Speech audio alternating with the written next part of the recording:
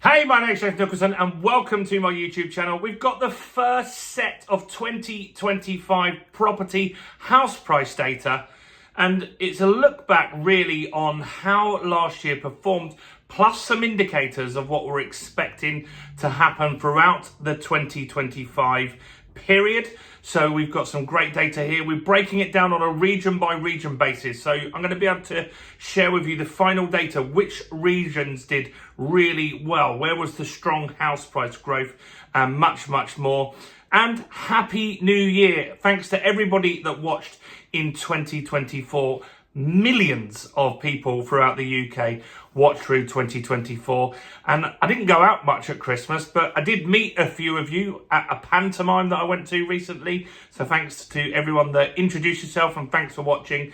And let's start this year the right way. We've got big ambitious goals. We want millions more to watch this channel. So if you haven't done already, do subscribe to the channel over there and hit the bell notification. And let's start 2025 in the right way by getting as many views on this video. So how do we do that? Simple. You smash that like button, tickle that like button, do whatever you need to do to that like button. That kicks in the YouTube algorithm and pushes it out to more people. So thanks to everyone that did that last year, and thanks to everyone that did it today on this video.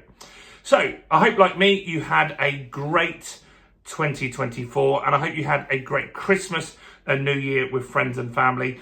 The reason I started this channel was to make myself more accountable and push myself more on my property investing journey for my two girls. So I had a great time spending time with Amelie, who was 4. She loved Christmas this year. And Georgia, who's 24, likewise loved Christmas and spending time with our family. So I really hope as many of you got to have a great Christmas as we did. So the data we've got today is from Nationwide Building Society.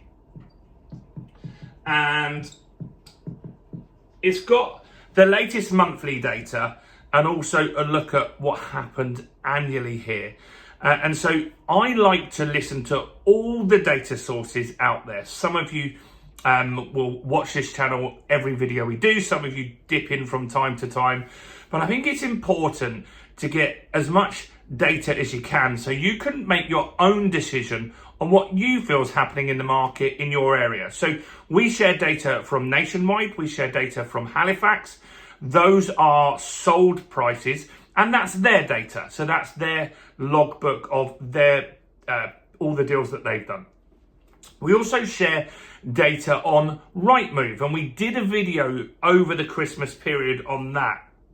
And asking prices have been coming down. The last 2 months, asking prices are down, and on average they're down £12,000. Now some people get a little confused about that, because I'll make a video from Nationwide data like we've got here, and I'll say house prices are up, and that's sold prices. That is correct still, but two things can be true.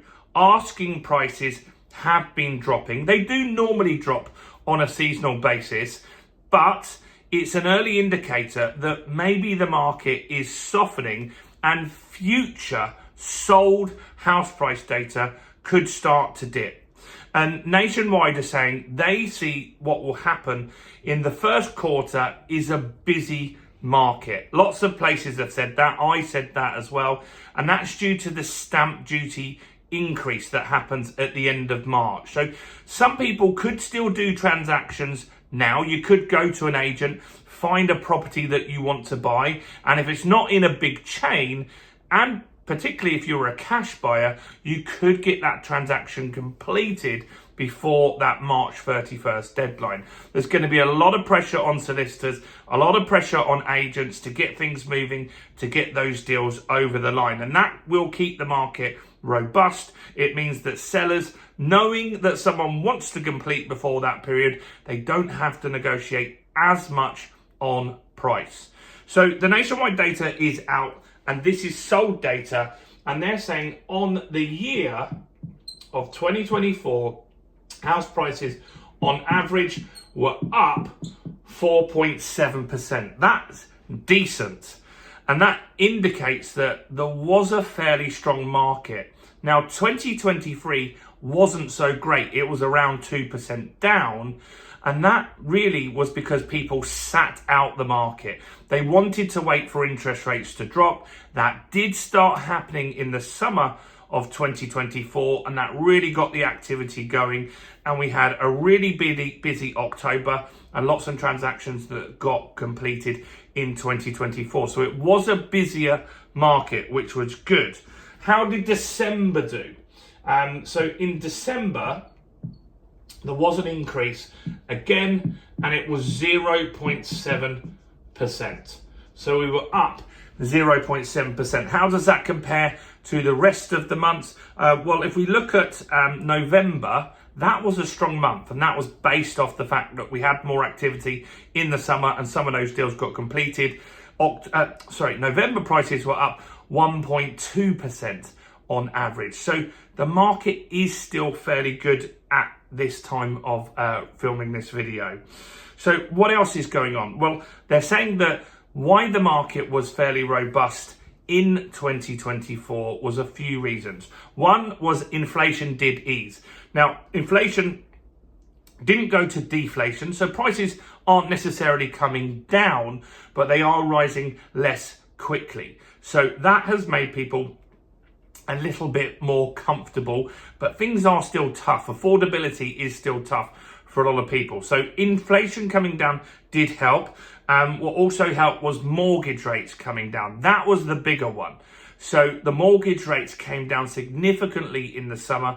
The banks were trying to stimulate the market. They cut rates before the Bank of England did, and that did get more transactions. It got more remortgages done. It got the market moving again, which was good. And jobs data, while it's not looking as good now at the back end of the year, for the most of the year was fairly strong. We did have a fairly good jobs market. So how did we perform on an annual basis on a region by region? Let's have a look at that. Well, the strongest place for 2024 was Northern Ireland, and Northern Ireland was up 7.1%. Now, Northern Ireland didn't do so great in 2023, so some of that will be catching back up that loss of momentum that they had. But Northern Ireland is fairly affordable still. It is an area where you get cheaper properties, and you'll see as I go through this that the cheaper the area, the stronger the increase in house prices. So it isn't going to be a shock to you that the south of London didn't do so great. So Northern Ireland is the best performing by a mile. Scotland was pretty strong as well. So in Scotland, they had 4.4% growth on average, which is a fairly strong market. They are having difficulties in the rental market. I've got some more up-to-date rent data, and it's alarming on how much rents have increased. Scotland, though, has been hit really hard. They put rental caps, but they've still got rising. So even with a rental cap, it doesn't really make sense, does it? They put rental caps, but people are increasing their rents on a significant basis there. So Scotland, the house prices, though, have done pretty good. Wales, how's that done? Wales, not so great. It's below the average, and it was 2.7%. Still up, though, which is good. So Wales is a region that maybe you have a look at. There is affordability there, so you can get some quite good deals in Wales. The north of England has been really strong. So in the north of England, it has been above the 4.7, a smidge above, and it's 4.9% up. So I've got a few properties up north now. It's a new thing for me. That started with this channel. I've got properties in Doncaster, and they've done pretty well. But I've increased the value of those properties regardless of what happens in the market, because when you're looking to invest, even if it's to live in as your own property, or you want to invest as a buy-to-let investor, you should always look at properties you can add value to. So I do that through refurbishments. So the north has done pretty good. How about the south? Not so great down south. And I do see this down south on asking prices. Asking prices on higher end properties are significantly down south. So I'm talking anything above £500,000. You are seeing reductions, quite big reductions in asking prices. Now that isn't reflected in sold data because they're just not selling. People are reducing the prices and they're sitting there. They're just not selling. So you might yourself say, well, the market is in a terrible state, and it can be true in some areas. Asking prices can be down, but if it doesn't match up with a buyer, then the sold price data won't massively change. So in the south, where are we at on this? House prices did increase, but a slower rate, 2.2%. Which means in real terms, because inflation probably averaged 3 or 4% that year, that in real terms, they did drop if you account for inflation. Where else have we got? We've got East Anglia data.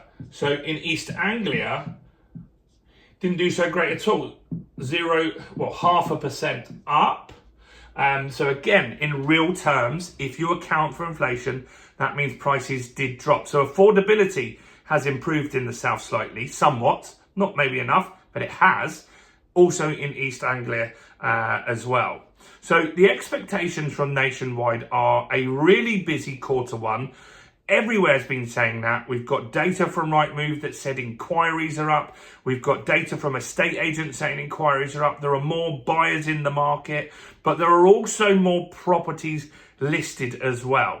So there is going to be an influx of activity. There is going to be a lot of pressure on those people involved in the purchase, the agents, the solicitors, to get as many transactions done before the deadline on the stamp duty increase. That is going to hit first-time buyers significantly harder than anybody else.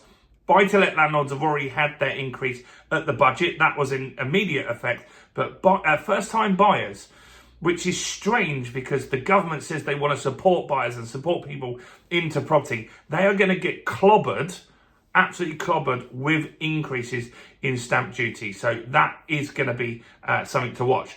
Now, what happens in the second quarter to the fourth quarter of 2025? Well, the expectations are that a lot depends. It depends on a few things. It depends on mortgage rates coming down. That could counteract that increase in stamp duty. So if mortgage rates do go down, that's good. But the economy is the main thing we've got to watch. We're very close to being in a recession. Very, very close to being in a recession. Once that officially comes out, if we are in a recession and the media talk about it, you kind of talk yourself into a longer recession. People then stop spending money if they hear that word. Jobs are very key to this as well. If we start getting mass unemployment, that could mean that mortgage rates come down significantly, but it might not stimulate the market enough. So if you want to get a lower mortgage rate because you live in a property and you've got to refinance, that could be good news. But if you want to sell a property at a high price, maybe not so good. But on the flip side, if you want to buy a property and the market quietens down, that means there is going to be some deals out there. Might not mean the whole market comes down, but there will be someone in that market that is willing and wanting to sell at a reasonable price quickly. So there could be a lot of opportunities in 2025. So that's it. Great data, great summary, I think, from Nationwide. It's good when they give us more data. Some months they just say, look, this is what happened in house prices. It's nice to know on a regional basis what happened. What do you think is going to happen in 2025? Do comment below on all my videos. I've personally replied to every single one. Yesterday, I spent 4 hours replying to all the comments on the channel. And do check out all the other content on the channel. And why not check out the fundamentals of property investing? We're going to put it back down to £25 for January. Click on the link below. Go and grab a copy of that. Hundreds and hundreds of people bought that in 2024. So do make sure you go and grab a copy of that. And do check out all the other content on my channel, including this video right here.